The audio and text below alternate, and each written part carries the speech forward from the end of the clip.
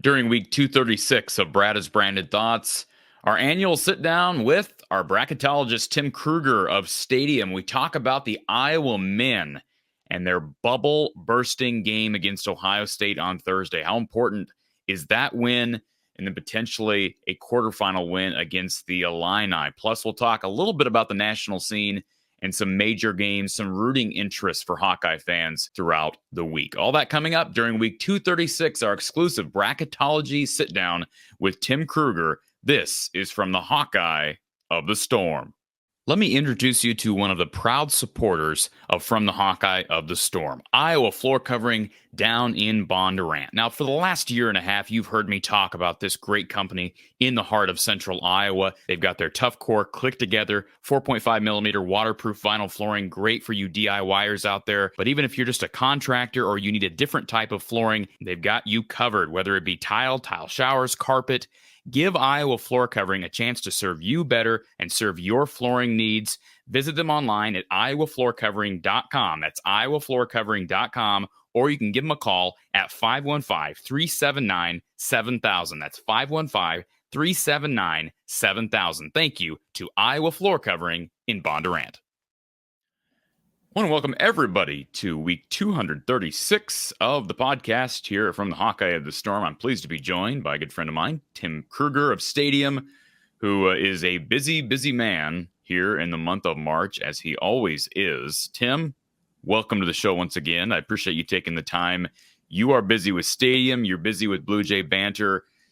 If people haven't met you in the past, this is like our, second or third year of talking prior to Selection Sunday. Tell everybody what you're all about and how long you've been doing this for Stadium. I've been doing Stadium about 5 years now. It was pre-COVID, and that was when I started. So with Stadium, but I've done it with other outlets. I've been doing bracketology for 25, 30 years. So I've gotten to know a lot of the bigger bracketologists in the business, and Lenardi and DeCourcy and so forth. So been doing it a long time. Then I run the rival site for Creighton. We do podcasts. We do post-game shows. We do, kind of similar to what you guys do for Iowa. And so between the two, keeps me pretty busy this time of year. You guys just got done with a big mock selection show. Yeah.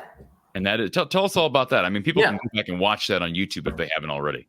So back in, it seems like yesterday, but it's now almost 10 years. The NCAA used to have a deal in early part of February where they would bring in sports media people, bracketologists into Indianapolis.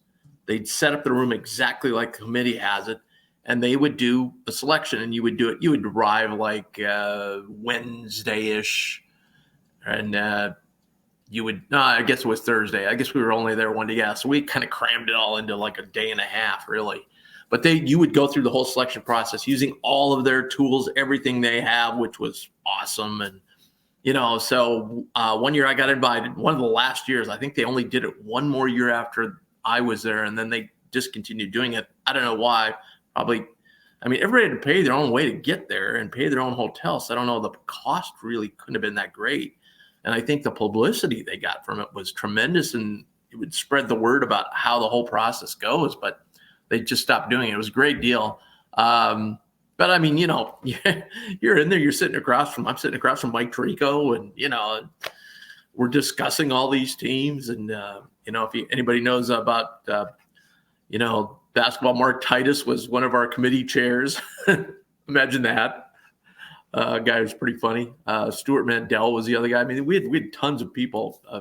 Dana Jacobson was there. We had all kinds of people there. So, I met some guys that are still friends today. One of them is Kerry Miller, a Bleacher Report bracketologist.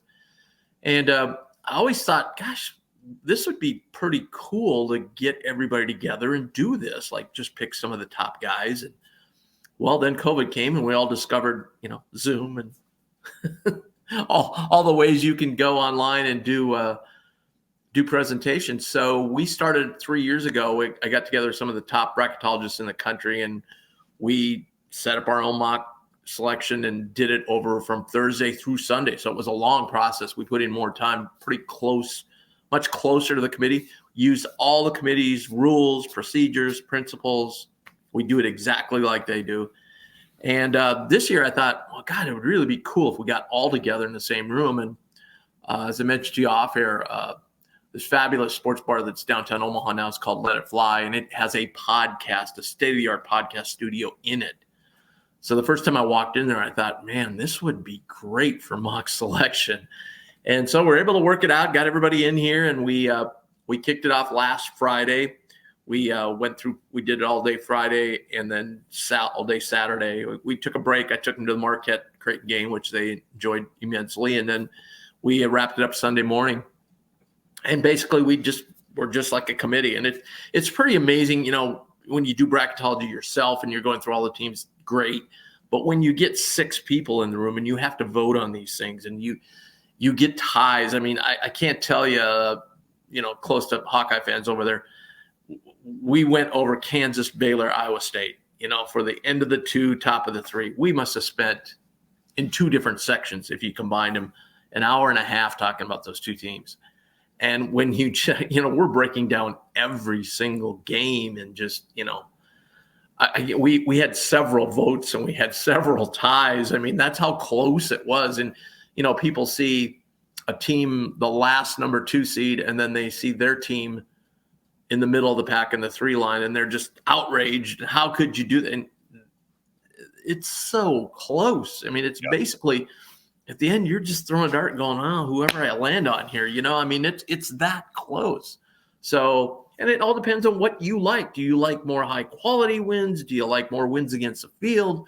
Do you like a strength of schedule thing? And there's all those components. So I think it really gives the fans a really good feel. And by the way, so if you want to see any of that, you can go on our YouTube channel, 2024 Mock Selection.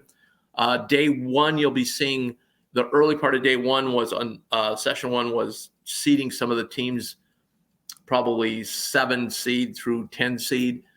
The night session was seeding those top 4 lines. And then Saturday was seeding the rest of the field and a lot of bubble talk. So if you want to, hear about Iowa, you'd go toward the end of the Saturday session to hear about that. But a lot of good stuff in there, but you can go back and view it all. And a lot of people have, and it's, I think it's a very insightful way to look at things when you get 6 people in the room who do this all the time and have a lot of opinions. Speaking of that mock selection in Iowa, we had a viewer who's a regular on our call-in show after the Iowa games that said he watched the entirety of your mock selection show. And his big takeaway after that loss to Illinois is Iowa has to go to Minneapolis and win that tournament. Now, tell me that's not true, Tim. Tell Iowa fans that is not true. First, let me guess, was it Anthony perchance? Anthony, a.k.a. Tony, yes. Yes. He was awesome, by the way, man. He was firing questions and donating money through our Venmo thing, and he was awesome. I just sent him a T-shirt the other day for his efforts. I don't recall us saying that. Okay. We did do some discussion, especially, we all said, we were doing it as the season ended. I think, what was it, March 2nd, that Saturday? That's when the season was going to end as far as what we were doing. We recognized that there were some other games. We recognized that they had a big game against Illinois. And I remember having the discussion, people saying, look, if they can get that game, they are really in play. And I looked at their, over and over, looked at their resume and said, yeah, that's what they're kind of missing, is that high quality Q1 win against, a top 15 team in the net. When they lost that game, then you begin to look at their resume and you say, they've got to win at least bare minimum 2, but yeah, they really need to win at least 3, really. The thing is, it kind of worked out good for them in a way. They play because they're playing Ohio State, who all of a sudden, who had them on their board 3 weeks ago? And they changed coaches, and all of a sudden they're beating Purdue and they're winning. They're getting all these high quality wins. Their resume is actually way better than Iowa's. So they would benefit probably more from a win versus Iowa because they could move really into the discussion. But Iowa wins that game and then turns around, plays Illinois. Now you're going to play them for the third time. It's always tough to beat a team 3 times. Then there's the counter to that. Well, if one team is better than the other, they should beat them 3 times. I don't know. But I've always think it's really tough, especially now you're going to a neutral 4 game. Illinois is probably doesn't have a ton to play for except winning the Big Ten tournament. Well, they didn't have a ton to play for on Sunday. Well, serious, Tim. They good point. They were locked into the 2 seed. They were out of the Big Ten championship race. And yeah, I hear you.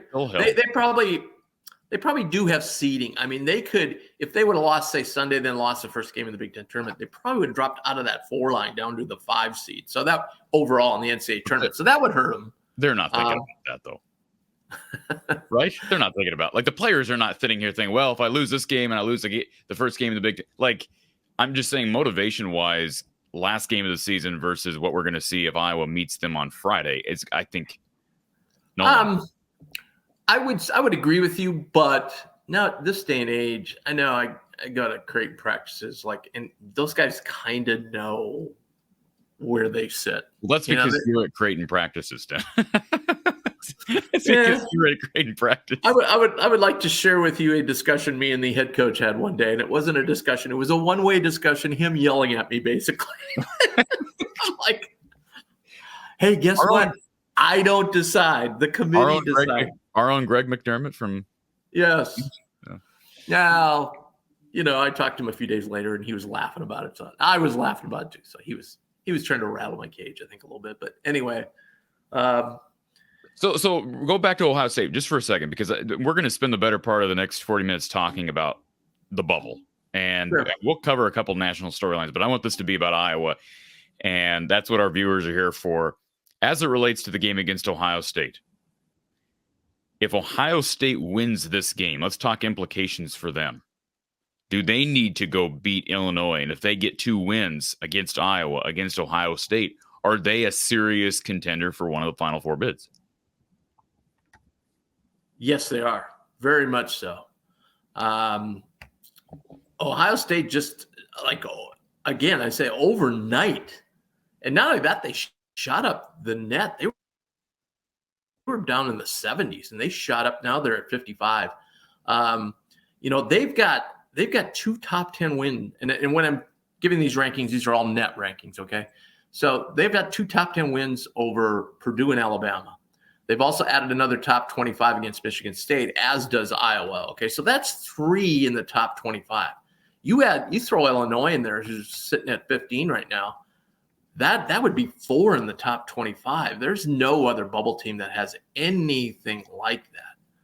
Their downside is they don't have many quad 1 and quad 2 wins. Now the committee says we don't. Fans look and go, oh, look, they have so many quad 1 wins or so many quad 2 wins. The committee said we don't really look at that. We might bring it up initially when the resume pops up, but then we don't really talk about it. But I still think it's important. Like, they're 5-11 against Q1 and 2. That's not very good. The other thing they've got going against them is a bad non-conference schedule, 251. They haven't beaten many teams away from home. They've beaten Alabama and Michigan State, which is huge. Those are high-quality wins away from home, but that's it away from home as far as the upper echelon teams. But a win over Iowa, which would be, if Iowa hangs where they are, that would be, and there's no reason they would drop that much. So that would be a high Q2 win, and then a win over Illinois would be a high Q1 win. I think that seals the deal for them, because that would put them at 21-12, 21-13. That's a really good record for the schedule they play, the teams they beat. They have the one bad loss at Indiana at home, but other than that, their resume is really clean. So in other words, let me just recap. There's a better chance Ohio State gets in with 2 wins in the Big Ten tournament than Iowa gets in with 2 wins. Yeah, we can go through Iowa if you'd like. Let's talk Iowa. I mean, as it relates, I want to make one thing clear, because it's something I brought up on Sunday. Because our guy Tony, who again obviously loves what you do with the mock committee, talked about his feelings on the Big Ten tournament and lack of importance, or maybe on the flip side, the downgrade in importance as it relates to how the committee is looking at games. Is that true? Is that false? You and I've talked about maybe the committee and the Big Ten tournament being scheduled when it is kind of a disadvantage to the conference. How much are these brackets made up by the time we get to Friday or Saturday before Selection Sunday? Okay, so there's three things here. Let's go through you just mentioned the brackets. So they get into, I think they do it in New York now, maybe. I'm confused. Like they've gone back. I think they're in India or New York, one of the two. Anyway, they get in today. They're probably going to just go over they have everybody's responsible for a conference. So they're going to go and do that round table, which is going to take some time, right? They're going to go all through 32 conferences. Obviously, they don't spend a lot of time on the AQ conferences, but everybody else. They might not get to a whole lot. They're going to get their initial seed list in, which are only picking up to 24 this year. So it's going to be much less than other years. So they're probably going to get to 5 seeds maybe.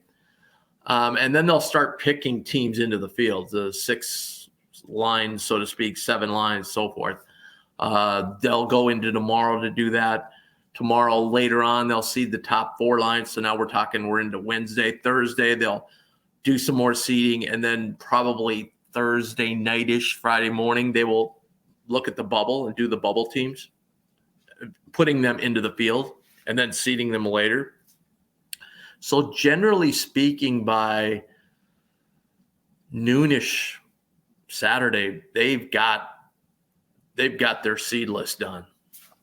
Who's going to be in the tournament? They're just waiting for some AQs and some other possibilities. At that point, they'll probably see some results. Adjust. They'll begin the scrub process, which takes them a lot of time because they go 1 to 2 and then 2 to 3. So they go all the way down through 68. So it takes them a little bit of time to do that. So yeah, you're right. By Friday night, they pretty much know who's going to be in the field. Now, if there was something that was so close between Team A and Team B that a result happened Saturday that could affect one or the other, I have no doubts that they would go in and, talk about that and vote on that and so forth. But I think by Friday night. So now on to step 2.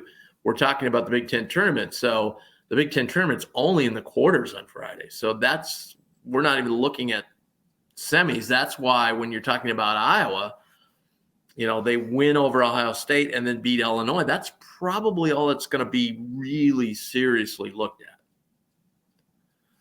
at. Now, the committee will tell you differently. They will say, oh, no, we do all these brackets and scenarios. All right, I have some doubts on that, okay? And then we've seen it right throughout the years. Now, here's one thing, though, I think that's a misconception, is the statement is made, the committee does not take into account conference tournaments. That is false on its face, okay? Here's where the perceptions come in. Fans in us, we just remember that Iowa lost to Illinois. We don't remember the rest of this, right? That's on our mind right now. Oh God, Iowa, they lost. Now they're out. They're out of it. Da da da. Oh well, if they win a game in the Big Ten, that game in the Big Ten tournament is one of 30 plus games. Correct.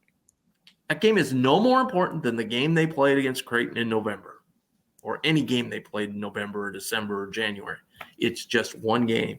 And I think as fans, we look at, okay, these conference tournaments, we got these playing games are either in or out. That's not the way the committee looks at it. And I will bet there will be in one of those games we talked about that are teams that are battling for these last positions. There seem to be like a lot of playing games going on. I will bet there will be a scenario where the team that loses gets in and the team that wins doesn't, because they're looking at the whole picture. They're not looking at one game. And I think that's where fans get sometimes upset.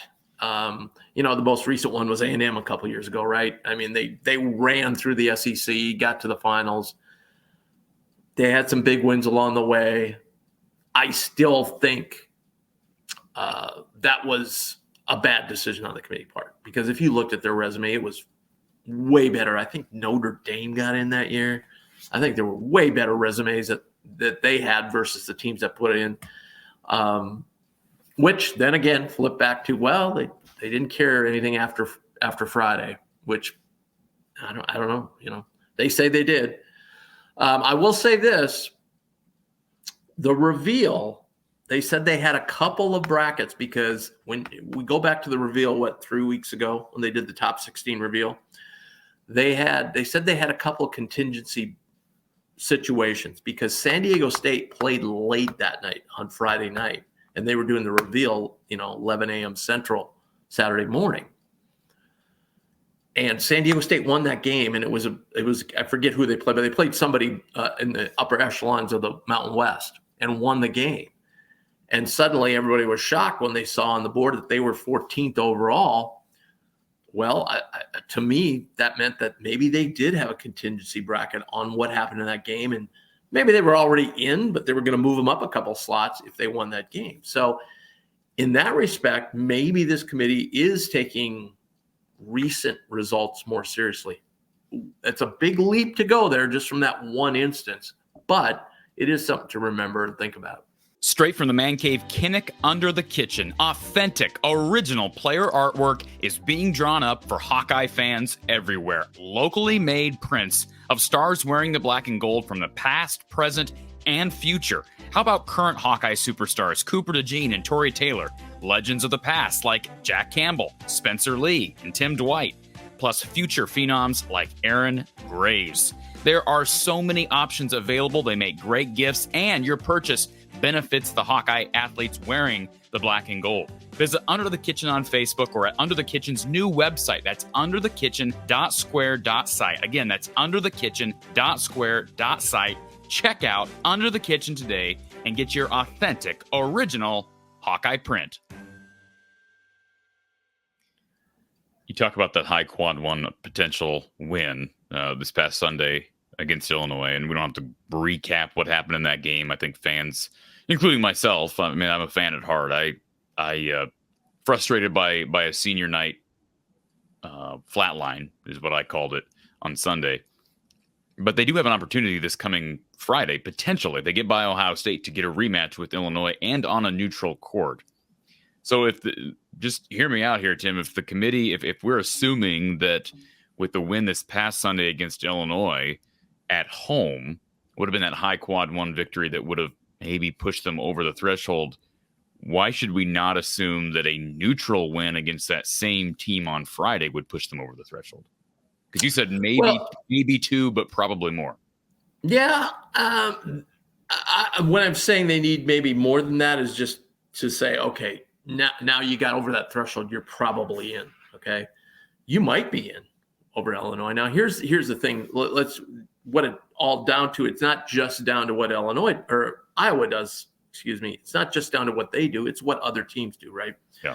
I just put out a bracket yesterday, and my last four were Colorado, St. John's, New Mexico, and who I'm missing here?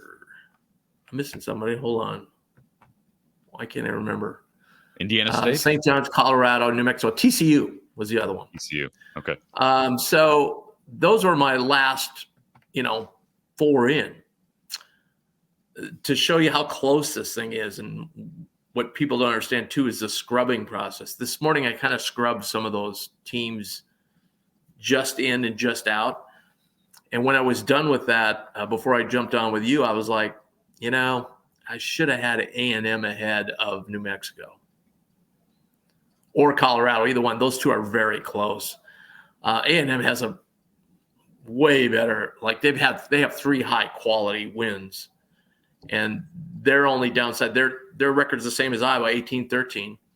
So if they lose the first game, 18-14, 19-14, if you look historically, tons of teams have gotten in with 19-14. 18-14, not very many have gotten in. I think at that point, the committee just says there's too many losses there out of 32 chances, But I don't think that will hinder them because their strength of schedule is very good. It's actually better than Iowa's. A similar regular strength of schedule, but non-conference strength of schedule way better. And they have right now, and I just said the committee doesn't look at this, but I don't see how the committee can ignore this. They have 11 wins against Q1 and 2. For a team that's right on the bubble, that's tremendous. I mean, here at Creighton, we're raving because we have 15, and I think we're 4th of all teams in the country. So you can see, you got a team that has 11 and they're on the bubble. That's pretty good. That means they've taken care of business against the better teams in the country. So I think A&M will be in, no matter what happens. I think they'll be in. The one team I kind of thought was in just because they have a 19-12 record right now and they're going to be playing at home, so to speak, is St. John's. However, I looked at it closer and they could be in some trouble. They play Seton Hall. Seton Hall is just barely off the four teams that are in the playing game. So that game is crucial. So if I was looking at games, that's the game to watch. Like, who's going to take that game? They would probably be better served to have Seton Hall win that game because Seton Hall has more quality wins than St. John's. St. John's just has the one win against Creighton. Seton Hall has several. They beat Marquette and UConn, which is tough to overlook, 2 top 15 wins. So then, and again, that's going to count as a home game for St. John's on the chart, even though it's a neutral, quote unquote, neutral site game. So that kind of hurts them too. They lose a home game. So that's a team to look out for. New Mexico will head into the Mountain West tournament. Man, you watch this team play and you're just like, wow, I would not want to face this team in the NCAA tournament. They have some studs. They are unbelievably athletic. They've got guys, remember the name Jamal Mashburn. His son plays on the team, is one of the stars of the team. House is a guard. He's tremendous. They've got some real, but they just don't. There's a team there where you say they sometimes just don't know how to win, to win those close games. They just had a heartbreaker last weekend that could have really helped them. They haven't done anything away from home. And in a conference like the Mountain West, when you look, the Mountain West has 6 teams that are all kind of lumped at the top. When you look at those teams, the other teams have all been able to go on the road and get 1 or 2. New Mexico has not. I think they've gotten 1 win against Nevada, and that's it. That's all they have. They played a horrible non-conference schedule. So they're in a little bit of trouble. They've got to run deep in that Mountain West tournament. So Iowa needs to fans need to root against against New Mexico, whoever they're playing. That's a big one. Then that pushes them off to the side. That's one roadblock to get through. The next one would be Colorado. Colorado has beaten nobody. That's their problem. Their best win is like 45 in the net, which is kind of incredible to say that they're either on the right side of the bubble or a wrong side. The thing with Colorado, though, and we've seen this happen, the computers love them. It's amazing the things that Colorado you sometimes look at these numbers and you wonder how in the world can Colorado have these kinds of numbers? I mean, they're off the charts. They're 27th in the net. They're 27th in KenPom. Their KPI, which is Kevin Paga, and strength of record, which basically measures the strength of record, are 35 and 42. All very good numbers. They're 22-9 overall. But as I said, they haven't beat anybody. They beat number 45 Washington State. Good win at home, but that's it. All their other wins are over 50. They beat Utah at home, who's 52, but then everything else is in the 60s. Their big deal is the way the field is currently set up, they've only beaten 1 team in the field. That does not bode well. The committee usually does. Likes to see them beat teams in the field. Their non-conference is just as bad as New Mexico's. So that would be they get actually a bye, though. They've won a lot of games in their conference. So they will they play the winner of Utah, I think Arizona State. So it would be better for Iowa if they played Utah. I think Utah's kind of out of it right now. I don't think there's a way they can battle back and get in. They're actually under 500 in the Pac-12, which I know conference record doesn't come into play, but come on. The Pac-12 is not very good. And if you're under 500, wow, that's, now look, you play 4 games against Washington State and Arizona, that's, and 2 games against Colorado. So, you can see 6 losses happening pretty quickly there, but still, I don't think so. That would be a game, either Arizona State or Utah get into that next game against Colorado. I think if Colorado loses, it's going to be a tough sell to get them in. So now you've really freed up one spot in those last 4 in for Iowa to move in. There's one, I'm talking a lot, I know, but there's one other scenario that's going to help Iowa. Right now, in the AAC, South Florida is your automatic qualifier. They're not going to get an at-large. They won the regular season conference. If Florida Atlantic beats them, who's already going to be in the field, that opens up another slot on the bubble. So there's another slot. So now we're talking there's 2 open ones. And then there's another scenario too in the A10, where right now Richmond is the automatic qualifier. Dayton's already in the field, most likely. If Dayton wins that tournament, that opens up another slot. Now there's 3 open.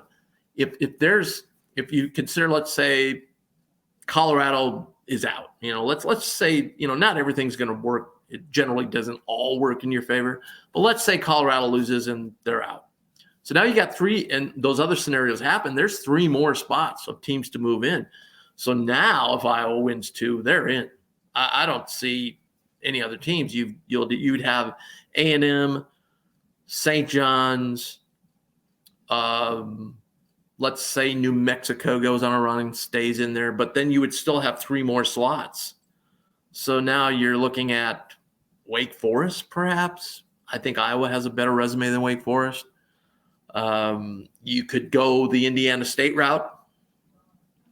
Yeah, that was my next one I wanted to hit on. Yeah, that tremendous record. And I'm hearing all the things. They haven't played anybody. Old Creighton administrators and we're back. What's that? They don't play anybody. I mean, I know that. I've heard that a million times, but I'm looking through their resume. I'm like, who have they played? Who have they beaten? Yeah, the only good schedules they had. They lost. Yeah, that's the deal. And I'm hearing some from old Creighton administrators who remember the Valley days and go, well, geez, nobody will play them. Okay, but you can go out and schedule. Look, they did go out and schedule, to their credit, and the committee will credit them for doing this. They always credit these mid-majors that go out and play people.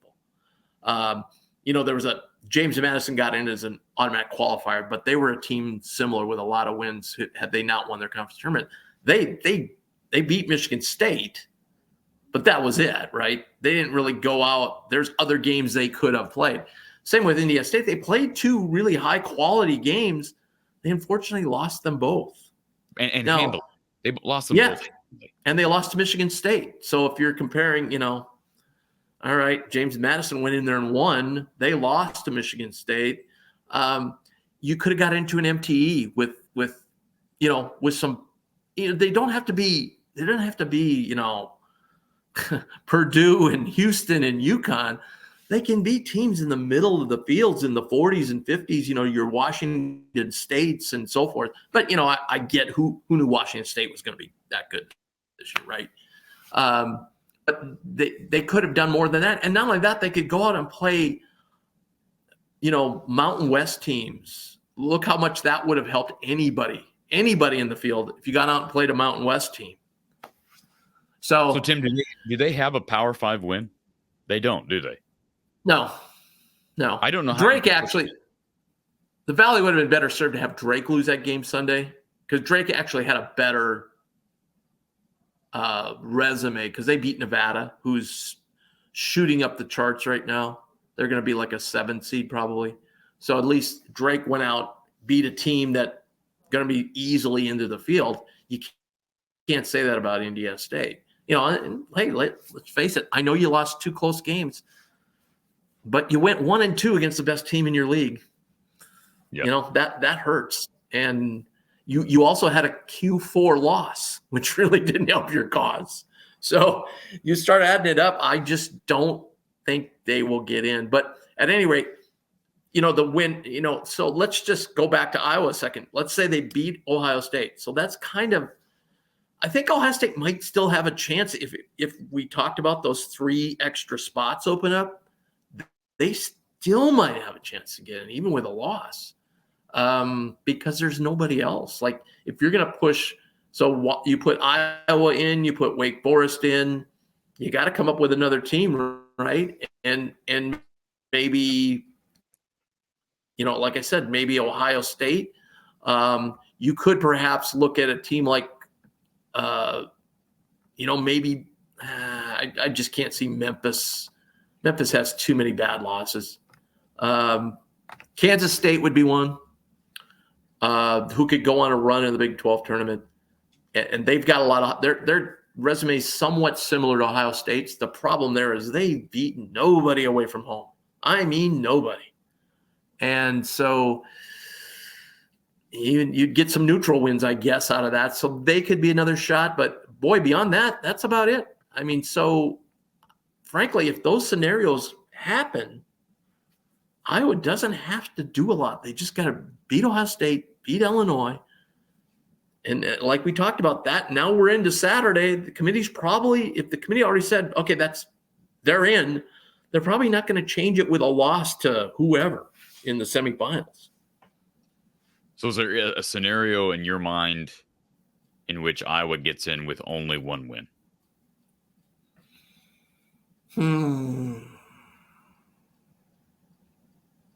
Say all those things play out. Like, FAU beats South Florida, Dayton over Richmond, then you have maybe Seton Hall taking out St. John's, New Mexico loses, Colorado loses early.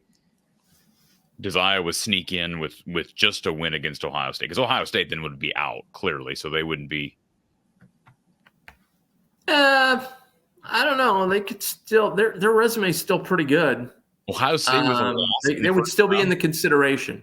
I don't know if they would be over or under Iowa, but they would still be in the consideration. Let's put it that way. Let's just say that. Okay. Wow. But let's put them off to the side for a minute. But I think then the wild card would kind of be St. John's, because then Iowa's record, they would have the exact same records. Wouldn't they? No, I would have one more loss. So I would be 19-14. St. John's would be 19-13. St. John's has one high quality win against Creighton. They also have 2. They swept Villanova. So there again could be another scenario where if Villanova, beats Marquette, say in the second game of the Big East tournament, now all of a sudden Villanova's back in the picture of getting in. So that's another scenario. The problem with Villanova is that they have 14 losses. Only one team in the history has ever got in with 15, and that was Vanderbilt. That was a year, I think it was 16 or 17. That was year Vanderbilt was number 2 strength of schedule in the country. They played in crazy, like 12 games in Q1A. They hadn't won very many of them, but they did get a couple. But they had a tremendous strength of schedule, and they ended up being 19-15. Villanova doesn't have that strength of schedule, so I would think it would be tough for Villanova to get in with that. The other thing to watch for Villanova is there, again, is another team with a net of 32, and right now, and it's a small sample size because we haven't had the net that many years, no team under 33 has ever been left out. This could be the year, though, because we got a couple of them that are under 33 right now that may or may not make it. But that would give Villanova, like people forget, again, when we're looking at the big picture, they beat a North Carolina team back in November, who is now a number 1 overall seed in most likelihood. So if they beat Marquette, they would beat North Carolina, Creighton, Marquette. They would have beat Texas Tech. Like, that's 4 really good wins. So their bad thing is they have 3 bad losses. And they would be pretty even in the quadrants. They would have played 14. They would have played over 20 games in Q1 and 2, which is really high. So they would be the one team to kind of watch there a little bit too, if they go on a little bit of a run. But yeah, so St. John's, it would come down to St. John's in Iowa if you're looking at, getting that spot, because otherwise St. John's would get that one of those spots we talked about. Did he ever look at common opponents, Tim? They do. They do. It's not an overriding factor, but when it comes down to the nitty-gritty and two teams very close, and I would say St. John's and Iowa would be very close. Again, I'm just saying. Again, one thing too there, though, you're looking at, if the committee says, "Oh, we just use net for sorting," that's BS. Time and time again, they will take the team with the better net ranking. And in this case, you're talking about a team that's 20 spots higher than Iowa. So that could hurt the Hawks a little bit. Again, they will have, if you're looking at top 25 wins, Iowa would have two against Michigan State and Wisconsin, high quality wins. St. John's would have one. St. John's has a worse non-conference strength of schedule and overall strength of schedule. St. John's has a real clean resume, though. Real clean. They only have the one bad loss at Michigan. So there's a common opponent. We have Seton Hall as a common opponent too, correct? Yeah, Seton Hall would be 3 times potentially with this. Well, it will be 3 times if you do the conference tournament. You mentioned Michigan, and then who am I missing? Creighton twice, and of course they just one win. I guess my point is St. John's would have just one win against those common opponents. Iowa beat Seton Hall. Seton Hall, theoretically, they win this week. You're talking 3 losses to Seton Hall plus the loss to Michigan, who's right. Yeah. So it would be pretty close, and that would be something they would look at. The computer numbers, though, are something they look at real heavily too, and that would be a huge favor to St. John's. Except as we see so many this year, there's so many teams that have these wild, wacky. You just look at them and go, "What the heck is this?" KPI, Kevin Paga, who a lot of people really believe in his metrics. And Kevin Paga is more of a result-based thing. So for the average fan out there, that's more like the old RPI was more results-based. Ken Palm and BPI are more predictive-based. They're more predicting about, okay, if these two teams met, how would it go? And they look at offensive and defensive efficiencies and things like that, where Kevin Paga's looked more heavily into just how did you do against the teams you played. St. John's is 70 in that, which is an incredibly bad number if you're looking at historically at teams that have gotten in. So that's not a good one. So I would think it would be very, very close between St. John's and Iowa. And you're right. In that case, common opponents could really be the deciding factor. And when you look at St. John's, the way it all sets up right now, they have one win against the at-large field, where Iowa would have Michigan State, Wisconsin, Northwestern, Nebraska, and Seton Hall. They would have 5. That's huge. So I think maybe in that scenario, Corey, I think maybe Iowa would get the edge there. All right, final thing on Iowa, and then I want to kind of close out with a couple of we've talked about some significant games this week, one win and you're in type games, play-out games, etc. But Tim, as it relates to Iowa, can you give me I know it's dependent on what other teams are doing. Give me a percentage chance that Iowa's in if they win one game in the Big Ten tournament. Can you put a number on that? It would be under 50. Okay. But the scenario we just talked about, I mean, there's a lot at play there. So, man, a lot would have to go wrong for Iowa to be totally eliminated, right? Versus, like we said, a lot would have to go right. I'd say probably 35%, somewhere in there. Okay. And if they win 2? I would say it would boost to probably 60. It'd be better than 50-50 at that point. And they win 3? They win 3, I would say it's got, again, let's hope the committee has a TV on. I would say at least 75% at that point. Who would they play? Who would they play in the potentially? Potentially, it would be let's see, is it Nebraska? Yeah, it would be Nebraska. Yeah, it would Correct? be Nebraska. Yeah. Okay, well, that's golden right there, right? Like, I know Nebraska would be great, numbers wise if you beat Nebraska, but that's not a game that they can beat Nebraska. That's not. Yeah. I mean, look, Nebraska's playing great right now. Don't get me wrong, but I went over and watched when they played Minnesota. It was the only game I went to watch Nebraska at this year. I mean, it was 9-9 with 10 minutes to go in the first half. Like any competent offensive team in that first 10 minutes would have had a 10 to 12 point lead on Nebraska. So they can get crazy and get on fire. But and Alec is such a key to that team. I mean, he's just all over the board. But yeah, it would be the battle of ex Missouri Valley centers, which would be interesting. See, they could get to the final. They've got a path. They really do have a path to get to the finals. They really do. Like when you think about it. But they also but Tim, they also have a path to losing in the first round. Let's not forget. Oh, absolutely. But last year they lost to this Ohio State team. I know it's a little bit different team, but they've lost. You know what's funny? I think it was on Sunday, and I have a lot of respect for Stephen Bardo. Okay. But Stephen Bardo made the comment during the BTN broadcast that, well, you're heading to the Big Ten tournament where Iowa's had a lot of success. That's not really true. So they had the 1 year where they won 2 years ago, right? They made the run and they won a championship. Yeah. Fran has historically struggled mightily to get one, especially 2 wins back-to-back in this tournament. If you take away the 1 year, he hasn't done it. So, I'm not telling Iowa fans to lose hope or confidence, but these 2 teams in front of them, Ohio State, Illinois, yes, winnable games, good resume building wins, potential wins. They're also teams they've lost to in this tournament in the past. And I understand why Iowa fans would have somewhat of a lack of faith given how big we perceived this past Sunday to be and how flat they came out.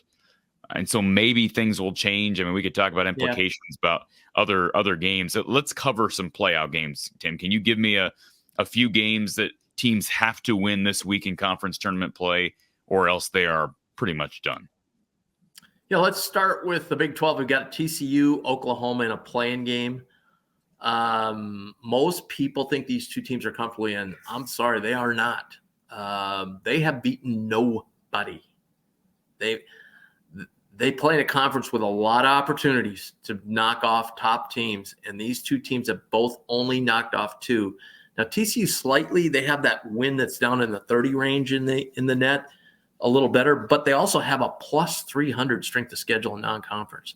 And this is exactly what the committee chair was talking about a couple of weeks ago. They go, look, if we get teams that are 500, which both these teams are, Oklahoma below 500 in the conference, and they didn't beat very many high-level teams within their conference, we're going to kind of dismiss a lot of those cupcake games they played back in November and December and just kind of look at what they did since. So if that's the case, the loser of this game is going to be in some trouble. I still think they will barely make it, but I think the committee will kind of punish them for the weak non-conference schedules they played and put them in the play-in game. So that's a game to kind of watch. We mentioned St. John's, Seton Hall. They won't play till the semi, so this won't be till Thursday. It'll be a late game Thursday afternoon. Oh my God, the Garden's going to be rocking with Seton Hall and St. John's playing. That's going to be. I'm going to have to get there early and watch that one. That's going to be a great game. And then we mentioned, obviously Iowa, Ohio State. We mentioned that one. Who am I missing? I'm missing one here. Colorado. A&M Ole Miss is not a play-in game because Ole Miss is not going to make the tournament, but they just played Saturday. And A&M blew Ole Miss out. Like, that to me is a dangerous scenario if you're flipping around and playing that same team again, when I don't think there's an incredible amount of difference between the talent. I think A&M is more a talented team. But, I mean, these are 18, 20-year-old kids that are just going to be like, oh, we just blew this team out, who do we play next and what time are we going to play on Friday? I mean, that's going to be one to watch. The game that A&M needs badly. But I think after that fiasco a couple of years ago, I think Buzz will make sure they understand that this is a crucial game. That's about it. And then we mentioned the Arizona State Utah game. Certainly Utah would have zero chance if they didn't win that game. They might have a little bit of a chance if they won that game, and certainly a little more chance if they then beat Colorado. But then they would kind of knock Colorado out, so it's kind of a wash there. But those are kind of the big play-in games if I look at them. Kind of an interesting one on Wednesday because we're also hungry for these things to get going. And, the Big Ten, the SEC have their championships Sunday, so they don't really get rolling until early. So we get a lot of ACC and in this case, Big East. A game to look forward to it in the Big East just because it's number 3 with Ed Cooley playing his old team Providence. They somehow got matched up together in the Garden, and we've been waiting all year for that game where Providence beats somebody because they have some pieces and they haven't been able to do it. Providence has a very slim chance still to be alive on the bubble. Obviously would have to win this game to have any chance at all. But those are the ones to look out for. I will also look up, as far as the bubble goes with Iowa, is that Wake Forest, watch their path in the ACC. They're a team that really only has beaten, I believe North Carolina is their only real quality win so far. But again, another team with really good computer numbers. That's something Iowa doesn't have, and it's hard to fight back at this point in the season. They're 38th in the net, 26th in KenPom, so they almost have a top 25 KenPom ranking. The results space hate them though. They are 114th combined, so it's like a 50. Oh, see, they're right on the edge. No team has ever made the field with result-based metrics that are higher than 57, and they're right on that cut line. Now, I don't know, it's nothing the committee's going to look at and go, oh, they're over the cut line, they can't make it. But that just tells you how much they factor into result-based metrics. And another loss would give them 13, so they'd be 19-13. Again, a team that has beat Duke and beat Clemson, 2 good teams. They've also beat Florida, but they beat, and Virginia, 4 teams that are in the field. They beat them all, but they beat them all at home. They have 2 non-conference wins, Boston College and Georgia Tech, both of who are bad. So again, that's a big word on their resume and a poor non-conference schedule. So I would keep an eye also on Wake Forest, their path. Tim Krueger of Stadium and Blue Jay Banter. Tim, you can be found at TK Brackets on X. Where else can people check out your work? Yeah, so TK Brackets, and then also on Stadium. We'll have another bracket out Friday morning. It'll update. I'll do, like I said, I'll do a further scrub on these bubble teams, especially these teams off the bubble a little bit. And we'll have some results in then. We'll have some of those Wednesday games and some of those Thursday games where we can kind of take a look. So maybe some of the upper seeds will move around a little bit. And then the final bracket will be posted on Sunday. Because the AAC is so late, it's going to be a real challenge to get it into my Stadium people and get it up. But I will post a picture of my bracket immediately when I send it to them. So it'll be well in before the selection show happens. Well, Tim, busy week ahead for you. I know this is like tax season for bracketologists. So enjoy the work ahead, and we'll hopefully be celebrating. Well, I know your fan base will be celebrating a Creighton entry and probably a high seed into the tournament on Sunday, and perhaps we can talk Hawkeye basketball, you and I, after Sunday. We hope it's not NIT. Yeah, I hope the Hawkeyes do make it, because I think it's a team that could beat some people in the tournament. Yeah, get hot at the right time. I mean, the wins at Michigan State, win at home against Wisconsin, at Northwestern. I think that's why this past Sunday was such a letdown. It felt like things were rolling. Yeah. But that's college basketball. So Tim Krueger of Stadium and Blue Jay Banter. Tim, appreciate the time. and we'll talk to you next time. You bet, Corey. Thanks.